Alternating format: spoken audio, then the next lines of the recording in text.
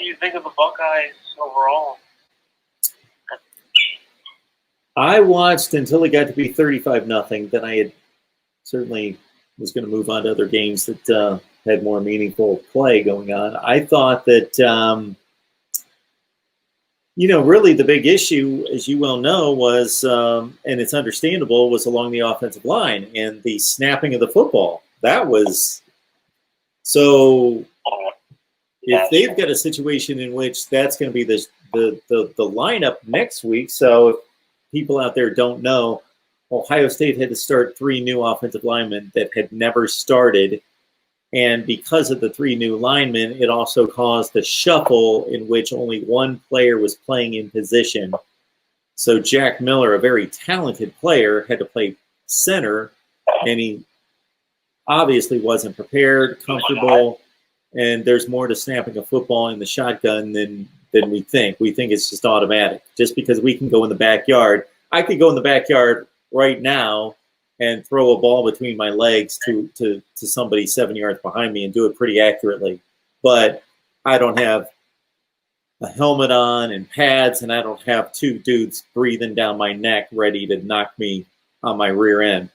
So it's a completely different deal. And I don't have snap counts and all this other stuff to remember. So, yeah, that would be the first concern that I'm sure that they are going to be working on exhaustively this week. I'm sure they're going to spend a ton of time analyzing that and practicing. Other than that, nothing in particular comes to mind. It's difficult to evaluate the pass coverage against a Michigan State team that, aside from the one blitzkrieg they threw at Michigan in week 2, hasn't been able to throw the ball well. But they certainly did the job in the defensive backfield when it mattered. So I thought they looked pretty good, considering 23 players missed the game and they had 4 starters out. Thought they looked pretty good. We still ran really well. We had some big plays from both running backs, Matthew Teague and Trey. And he looked like he was great. He was looking at the Trey Sermon from Oklahoma, breaking some arm tackles, stumbling and getting extra yards. Almost got like a touchdown one, and at the waist fell down at the 1 or 2. I don't know. Then he finally got that whole run where Field was outrunning him. But the best play overall was that 70-plus-yard punt down to the 1. Oh my! Oh yeah. Yep. Showed off his foot right there. His leg power, I guess. So that's right. And Sean Wade got that crazy dive interception. I think he almost had another one, too. But that was right in his hands. Yeah, I missed that. At the time, best receiver.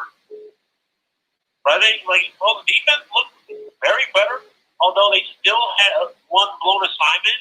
But, it was only one, which was that fake screen that went deep. But even so, they missed tackles and it got him down to the 10-yard line. But I think they still got to fix the tackling against not just only that big play, but I think the quarterback scrambles too. Yep. When it comes, looked different to Ryan Day. It looked like there was less under center and more shotgun. Kind of like Urban Meyer's play calling with the quarterback power run to the side and more read option. And Fields was looking like Braxton Miller when he was making guys miss and making big plays out of nothing. The one thing that comes to mind when you talk about missed tackles, because tackling there's technique involved and there's practice involved, and we've seen that suffer this year. But it's effort. It's a lot effort. And how much are you really invested in that? And whether it be Ohio State or any other team, if you're playing in a big game against an opponent that is really, really pushing you, and it's a 3-point game in the fourth quarter versus a 35-point game in the third quarter, I think some of those things tend to, I don't want to say that they shouldn't be addressed, because they should be.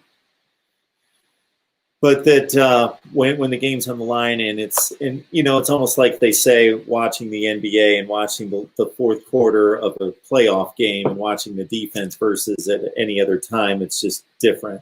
I mean, it doesn't look like a big issue in this game, but like the Blackamore quarterback looked better than Lombardi. Yeah, he did. Yeah, I expected him to win the quarterback battle coming into the season, because they didn't announce until kickoff of the Rutgers game who they were going with at quarterback. They really had a tough time choosing a quarterback.